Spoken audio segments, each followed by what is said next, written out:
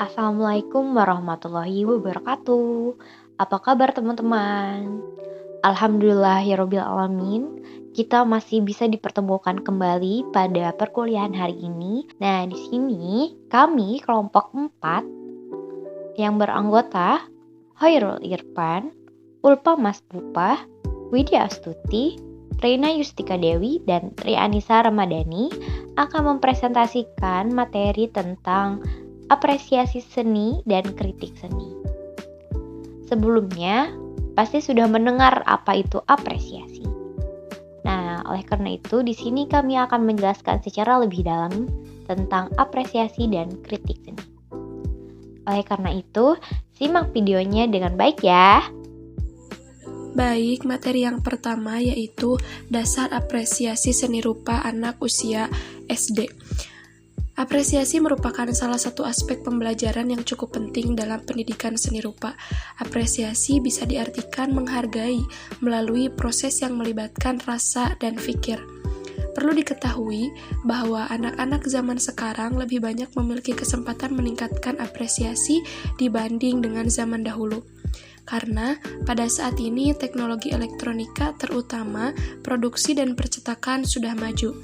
Zaman sekarang guru-guru sudah bisa memperlihatkan karya-karya kepada siswa di sekolah. Selanjutnya, peningkatan apresiasi dapat dilakukan di tingkat dasar yang sederhana, baik itu karya-karya siswa sendiri ataupun karya teman-temannya, bisa dilakukan oleh guru di dalam kelas. Apabila diperluas, apresiasi dilakukan bukan hanya terhadap karya seni, akan tetapi bisa juga terhadap keindahan alam. Siswa diajak melihat keindahan yang ada di mana-mana, namun lebih tepat disarankan untuk melihat keindahan dan kemenarikan hasil karya dengan catatan mutlak harus diterima siswa.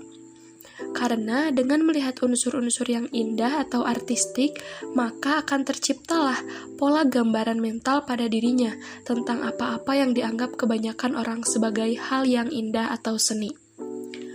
Menurut Lowenfeld, pada tahun 1982, diskusi tentang aspek-aspek desain akan membentuk kesadaran anak terhadap kualitas baik buruk karya seni, dengan demikian apresiasi seni akan terbentuk. Adapun diskusi tentang aspek-aspek desain, yaitu yang pertama judul-judul atau objek yang digambarkan, apa yang dibentuk, apa yang tampak, apa yang aneh, apa yang menarik pada tahap usia sekolah dasar.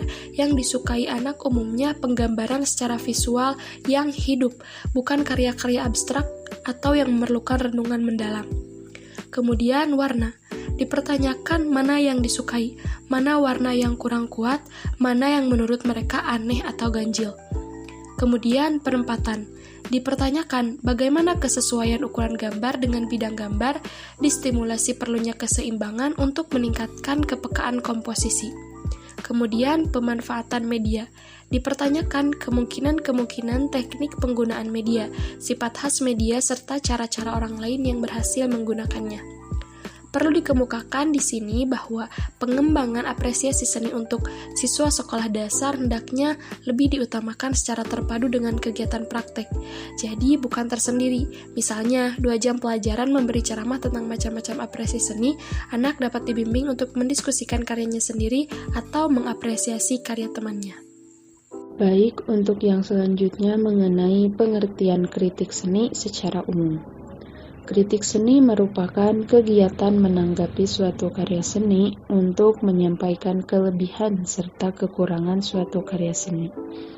Keterangan mengenai kelebihan atau kekurangan dari suatu karya seni tidak lain dijadikan sebagai bahan untuk menunjukkan kualitas sebuah karya seni.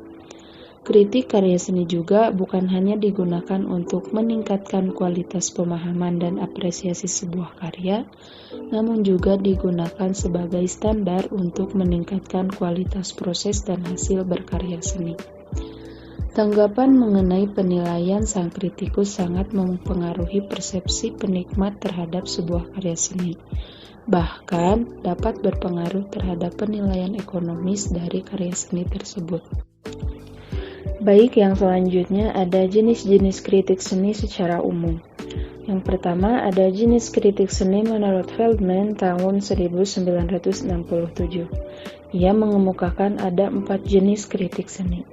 Yang pertama ada kritik populer.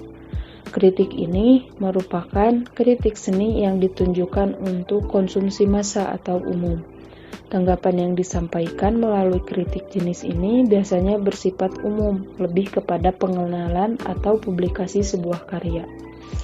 Nah, dalam kritik populer umumnya dipergunakan gaya bahasa dan istilah yang sederhana yang mudah dipahami oleh orang awam. Yang kedua ada kritik jurnalis. Kritik jurnalis ini merupakan jenis kritik seni yang hasil tanggapan atau penilaiannya disampaikan secara terbuka kepada publik melalui media massa khususnya surat kabar. Kritik ini hampir sama dengan kritik populer, tetapi ulasannya lebih dalam dan tajam. Nah, kritik jurnalistik sangat cepat mempengaruhi persepsi masyarakat terhadap kualitas dari sebuah karya seni, karena sifat dari media massa dalam mengkomunikasikan hasil tanggapannya. Yang ketiga ada kritik keilmuan. Kritik ini bersifat akademis, dengan wawasan, pengetahuan, kemampuan, dan kepekaan yang tinggi untuk menanggapi sebuah karya seni.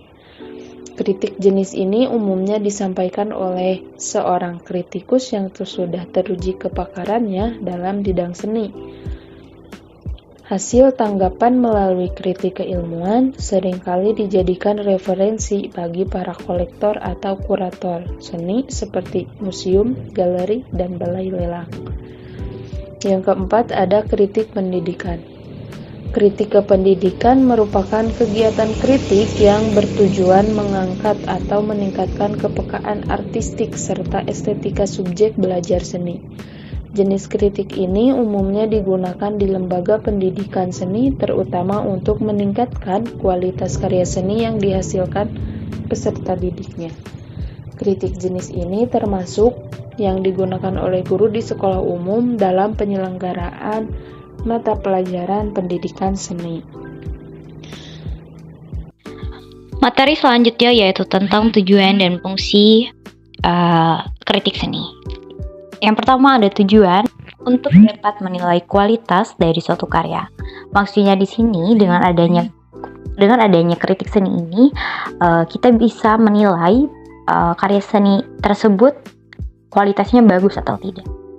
Yang kedua, untuk menjembatani persepsi dan apresiasi karya seni rupa antara seni, karya, dan penikmat seni. Yang ketiga, kritik dengan gaya bahasa lisan maupun tulisan yang dimana berupaya mengupas, menganalisis, diharapkan memudahkan bagi seniman dan penikmat untuk dapat berkomunikasi melalui suatu karya seni. Selanjutnya yaitu fungsi kritik seni secara umum. Yang pertama, menjadi media dalam penyampaian kekurangan serta kelebihan suatu karya seni. Nah, yang selanjutnya yaitu fungsi kritik seni secara umum. Yang pertama, menjadi media dalam penyampaian kekurangan serta kelebihan suatu karya seni. Yang kedua, menjadi dua mata panah yang saling dibutuhkan, baik oleh seniman maupun penikmat. Yang ketiga, yaitu kritik seni dengan gaya bahasa lisan maupun tulisan dapat mengupas, menganalisis, serta menciptakan sudut interpretasi karya seni. Kritik seni rupa dan aplikasi deskripsi. Kritik seni merupakan penyampaian pendapat tentang karya seni, menguraikan persoalan-persoalan seni dalam kaitannya dengan korelasi antara seniman, karya seni, dan publik seni. Kritik seni tidak hanya meningkatkan kualitas pemahaman dan apresiasi terhadap sebuah karya seni, tetapi juga dipergunakan sebagai standar untuk meningkatkan kualitas proses dan hasil berkarya seni. Dalam kriteria yang intrinsik, yakni kriteria yang berhubungan dengan nilai estetik karya seni rupa inheren pada sasaran objek kritik, kritiknya melekat pada intrasentik yang terkandung dalam karya seni. Akan tetapi, semua karya seni bersifat otonomi kedudukannya dalam kehidupan manusia, karena tidak semata-mata seni untuk seni, maka di samping kriteria intrinsik, ada pula kriteria ekstrinsik dan kriteria ekstratrinsik yang mengacu pada bidang kehidupan di luar seni.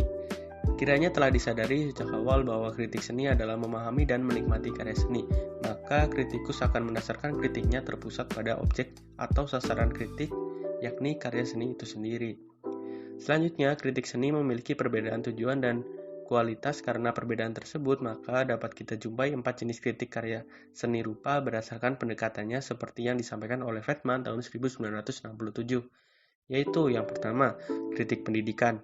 Bertujuan mengangkat atau meningkatkan kepekaan artistik serta estetik subjek belajar seni, umumnya digunakan di lembaga-lembaga pendidikan seni, terutama untuk meningkatkan kualitas karya seni yang dihasilkan peserta didiknya. Kritik jenis ini termasuk ke dalam jenis yang banyak digunakan oleh guru di sekolah umum dalam penyelenggaraan mata pelajaran pendidikan seni. Yang kedua ada kritik keilmuan, bersifat akademis dengan wawasan pengetahuan, kemampuan, dan kepekaan kritikus yang tinggi untuk menilai atau menanggapi sebuah karya seni. Umumnya disampaikan oleh seorang kritikus yang sudah teruji kepekaannya dalam bidang seni. Atau kegiatan kritik yang disampaikan mengikuti kaidah-kaidah atau metodologi kritik secara akademis. Hal ini seringkali dijadikan referensi bagi para kolektor atau kurator institusi seni seperti museum, galeri, dan balai lelang. Yang ketiga ada kritik populer, ditujukan untuk konsumsi massa atau umum. Tanggapan yang disampaikan melalui kritik jenis populer ini biasanya bersifat umum saja dan lebih kepada pengenalan atau publikasi sebuah karya. Yang terakhir, kritik jurnalistik.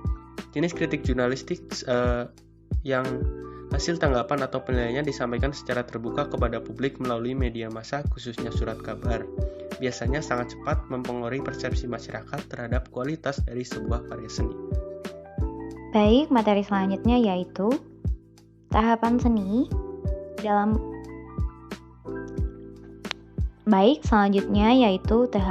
kritik seni dan aplikasi pada sebuah karya. Menurut Inayah menjelaskan bahwa ada 4 tahapan dalam teori kritik seni dalam memahami karya yang mengacu pada teori Edmund Burkert-Feldman, yaitu deskripsi, analisis formal, dan interpretasi dan penilaian. Yang pertama yaitu deskripsi, yaitu tahapan yang melihat apa saja yang dilihat pada karya dan analisis teknis proses pembuatan karya. Contoh, gambar ini menyajikan 2 gunung berwarna hijau, langit sedikit mendung, dan 2 pohon yang terpisah oleh sebuah sungai yang berbatuan dan disatukan oleh sebuah jembatan lengkung. Tahapan yang kedua yaitu analisis formal. Analisis formal yaitu tahapan yang berfokus pada analisa artistik, seperti garis, bentuk, warna, dan sebagainya. Dalam tahapan ini dapat dilihat unsur-unsur seni rupa, yang merupakan dasar terwujudnya suatu karya. Contoh, garis yang terbentuk pada gambar ini, yaitu garis yang dicipta secara sengaja, sedikit menonjol dan terkesan mengutu bentuk objek. Bidang-bidang pada gambar menirukan alam, terkesan banyak ruang karena objek tidak terlalu padat. Gambar tersebut menggunakan warna-warna sekunder, primer, dan tersier yang digunakan cukup cerah dan tegas, tanpa menggunakan efek gelap terang.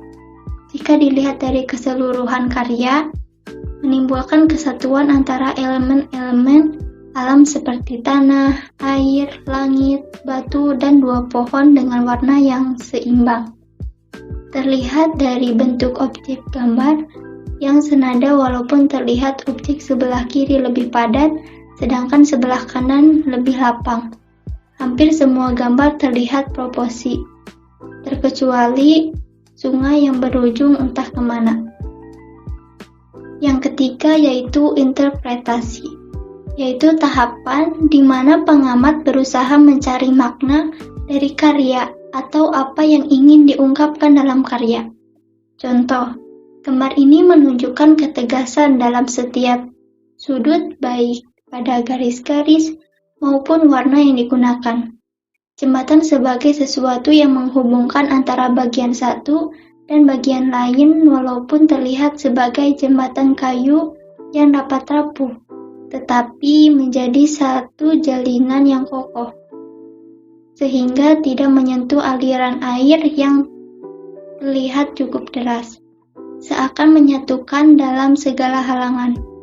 Pohon yang berbeda juga mengisyaratkan perbedaan yang disatukan, sehingga antara dua bagian saling melengkapi, sedangkan sungai tanpa ujung mengisyaratkan kehidupan yang entah ujungnya akan berakhir kemana.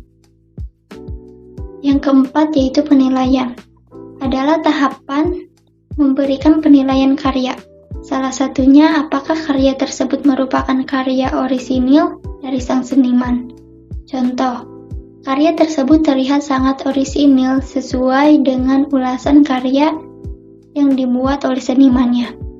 Akan tetapi terlihat melayang karena garis yang ujungnya kurang jelas.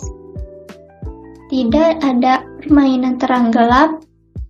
Hasil karya dan ulasan karya sangat sesuai walaupun simbol-simbol yang digunakan masih tetap sederhana. Seniman masih takut mengembangkan karyanya kepada simbol yang lebih berani. Nah, tadi sebuah karya yang dikritik seninya yaitu dari karya Muhammad Said yang berjudul Jembatan Kehidupan. Ulasan karya yaitu harapan kepada seseorang untuk menjalin sebuah hubungan tali kekeluargaan antara seseorang yang mempunyai perasaan kepada seseorang yang dia senangi, sehingga hubungan tersebut dapat menyatu dengan sebuah jembatan kehidupan. Sekian presentasi dari kelompok 4. Mohon maaf apabila ada salah-salah kata. Wassalamualaikum warahmatullahi wabarakatuh. Oh iya, jangan lupa untuk like video ini dan subscribe channel ini. Terima kasih.